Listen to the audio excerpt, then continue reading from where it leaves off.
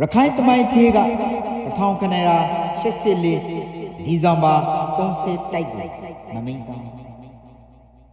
တမိုင်းစုတစ်ခုကိုဖက်ကျော်ခါခဲ့ဆို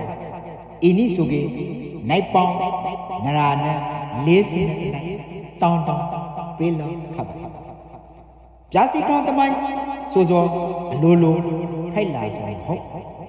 မငင်ရွယ်ခေါင်းအကျိုးဆောက်ပြီး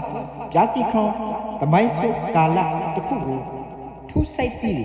ရာလဲထိုက်အသားသွေးချွေပေါင်းနောက်တော့ဆိုပိဆက်ပနာပရန်လေရယူဖို့တမိုင်းတိုက်ပိဆက်နေခဲ့ဆိုအင်းဤဆိုနိုင်ပေါင်းနရာနဲ့40တောင်းပြေးလောက်ခပ်အရကနိုင်ငံတော်တိုင်းနဲ့တမိုင်းတိုက်ကိုပရန်လေပုံပေါ်ထူးဆိုင်ခဲ့ဖို့ရခိတလန့်စင်နဲ့1000ခဏရာ84ဒီဇင်ဘာ30တိုက်အကျွင့်မမိန်တောင်း